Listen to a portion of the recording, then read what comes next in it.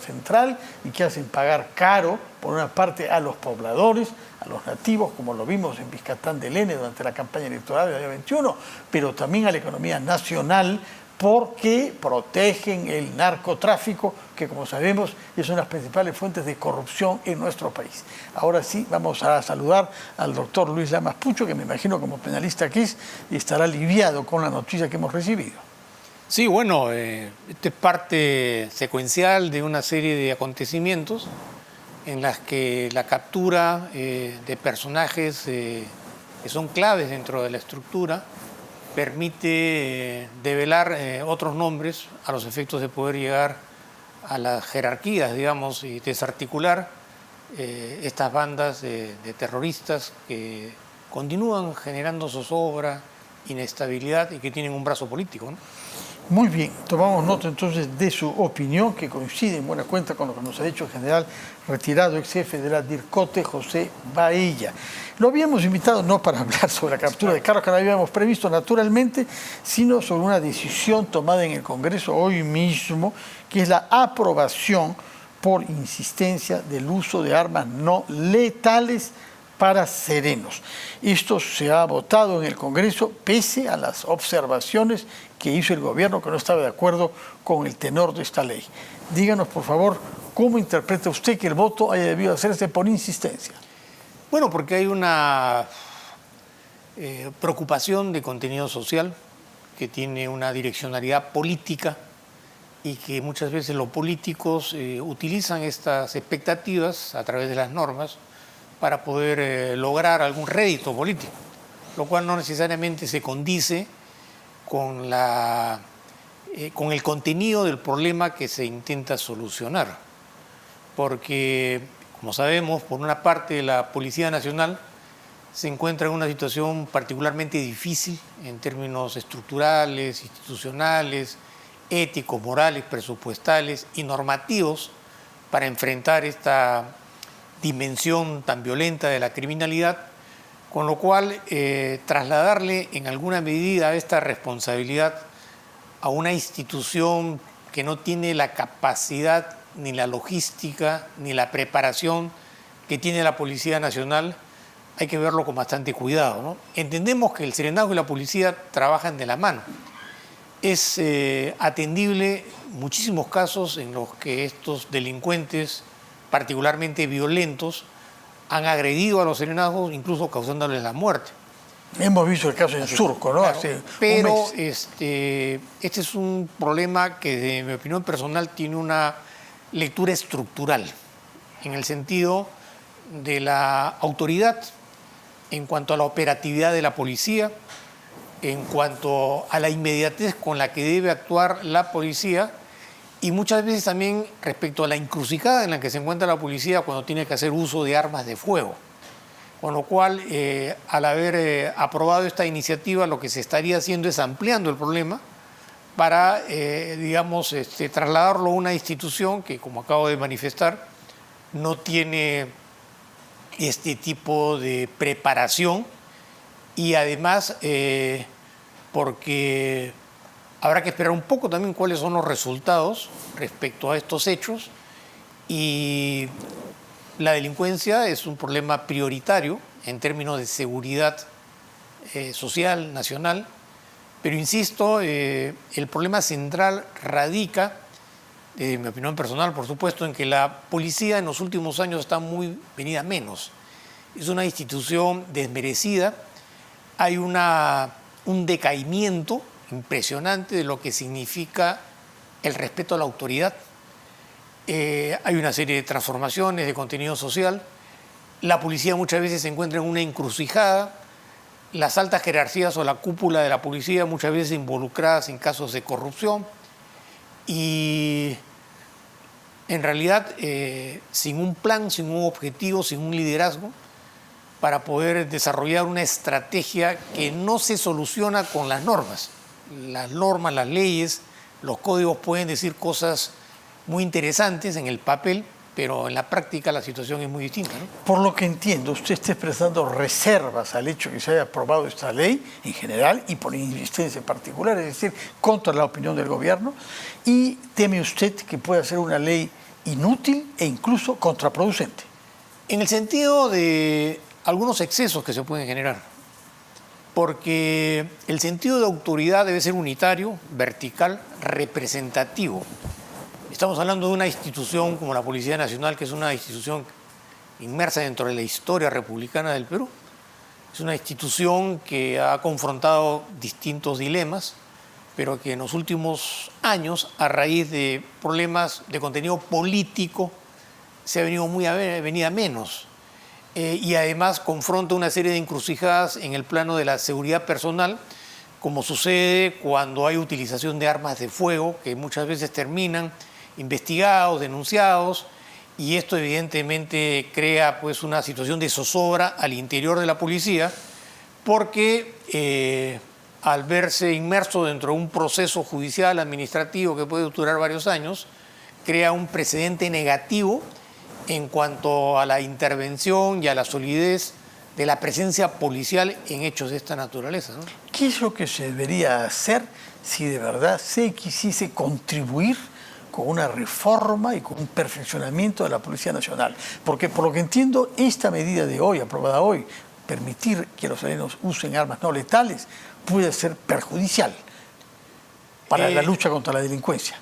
Puede ser. Puede ser, claro, porque se requiere una institución sólida, consistente, representativa, que asuma el liderazgo de la lucha contra la inseguridad ciudadana.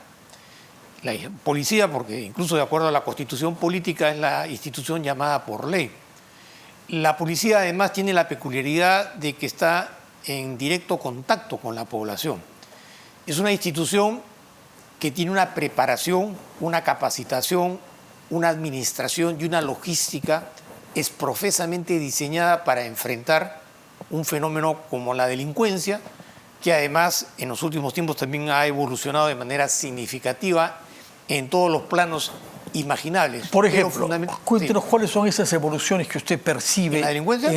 Una delincuencia violenta, una delincuencia poco escrupulosa, una delincuencia que le ha perdido respeto al sentido de la autoridad, una delincuencia que está muchas veces consciente que los policías están en una situación de desventaja, una delincuencia que tiene, digamos, capacidad operativa, organizativa, que utiliza tecnología, medios de comunicación y que además está consciente de que la policía tiene poca representatividad en estos planos, entre otras cosas por la experiencia propia que ha tenido de la delincuencia, sobre todo la delincuencia foránea, que proviene de otras realidades mucho más críticas, mucho más agudas, en la que la actitud psicológica del delincuente es más avesada, más violenta, incluso que el delincuente tradicional. Y los resultados los vemos en estos hechos, porque en última instancia no tienen nada que perder, vienen de un largo proceso de deterioro psicológico y estigmatización, y además porque están acostumbrados a enfrentar instituciones de represión particularmente violentas y más agresivas en un escenario social como el que estoy describiendo. Entonces, llegar a un país como el Perú, con la deficiencia que tiene la institución policial, que además tiene un problema de orden presupuestal, porque la inmediatez es muy importante. Todos hemos tenido alguna experiencia de llamar a la policía y hemos tenido que esperar 15, 20 minutos en el mejor de los casos. Además, hay otro tema. La policía está desacreditada. Es decir, el ciudadano está consciente que mejor es quedarse callado que recurrir a la policía, porque se va a ver involucrado en un proceso burocrático que al final de cuentas redunda en términos negativos respecto al resultado que espera, ¿no? Entonces, es un problema que tiene varias aristas, ¿no? Otra decisión que se ha tomado hoy que tiene que ver con el descenso con el cambio del monto a partir del cual que se va a exigir para definir hurto mayor. Desde el momento en que se roban más de 495 soles, es decir, 10% de la UIT, será denominado delito, hurto mayor, y ya no falta. Cuéntenos, por favor, qué significa este cambio. Son dos categorías, las infracciones o las faltas, que por lo general tienen sanciones administrativas y están los delitos tipificados en el Código Penal que básicamente acarrean la pena privativa de la libertad dependiendo de la gravedad. En este caso, si uno roba 400 soles y no 495, es una falta. Deja de ser falta y se convierte en un delito. Si roba solo 400 soles, ya, claro, es una falta y la instancia judicial que tiene que ventilarse el caso, digamos, es el sistema de justicia civil, los jueces de paz, digamos, los que tienen que resolver, aunque creo que han habido algunas modificaciones sobre el tema. ¿Y qué sanción puede caber si no se pasa el monto de 495? El Código establece que las sanciones son de prestación de servicios a la comunidad, que dicho sea de paso también llama poderosamente la atención porque ese tema no se ha solucionado. Las personas que se han visto condenadas, inmersas o condenadas. No las hemos visto limpiando. Con lo cual ya de por sí denota que ha habido una ausencia de interés o de capacidad para sancionar las faltas. Esas faltas. Lo que se está haciendo es, al haber, rebajado el mínimo, sí, esas faltas se convierten en delitos. Ya. Al convertirse en delitos, mentalmente uno piensa que el punto vertebral es la pena privativa de la libertad. A partir de 495 soles uno arriesga ser puesto en la cárcel. Delitos contra el patrimonio. Ya. Hay varias modalidades de delitos contra el patrimonio. Pero en el presente caso estamos hablando de delitos que no son graves en el plano patrimonial. Delitos de hurto en los cuales no ha habido violencia. Porque si hay violencia se llama ¿cómo? Hurto agravado, hurto agravado. O pasará a convertirse en un delito de robo. Y en este caso se habla de hurto mayor. Dependiendo de las condiciones y las características, pero lo que está primando acá es la cuantía, el monto, sí. Para trasladarnos de faltas a delitos. En el entendido de que al convertirse en delito genera un mayor nivel de disuasión en el posible delincuente, que va a hacer un análisis en el sentido de que lo que va a robar, al haber subido de monto, se convierte en un delito y por lo tanto las implicancias, digamos, punitivas adquieren mayor notoriedad. Pero es una práctica, no es así, sí. No necesariamente. No. ¿Por qué? Porque dentro del concepto que uno tiene de disuasión, lo que prima es la pena privativa de la libertad, el encarcelamiento. Mientras no haya encarcelamiento definitivo o provisional, uno tiene en mente que ese es un hecho que pasa desapercibido. Solamente una falta administrativa que en la práctica no se sanciona. Así es. Pero el hecho en sí de haberlo cambiado a través del monto en delito, la privación de la libertad tiene otro contenido. En primer lugar es de carácter procesal. No necesariamente porque he cometido un delito me van a privar de la libertad. Tiene que ver... Pero tienes que ser sometido a un juicio. Tienes que someterte a una audiencia de privación de la libertad, incluso aún cuando hubiera sido sorprendido en estado de flagrancia. Y para analizar la privación de la libertad en términos procesales, hay que cumplir una serie de exigencias.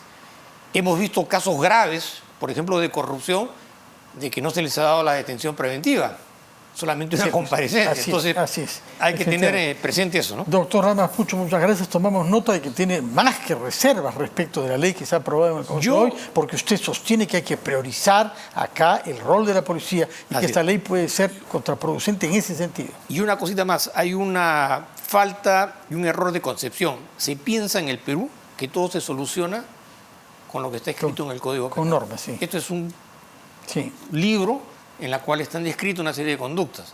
Cuando se lleva a la práctica es donde se condice la realidad, ¿no? Señor Ramas Pucho, muchas gracias por su presencia, siempre amable y útil para entender el marco normativo, en este caso, en el cual desde ahora se introducen modificaciones en la lucha contra la delincuencia en el Perú. Muchas gracias por su presencia y muy buenas noches. Vamos a hacer una pausa y recibiremos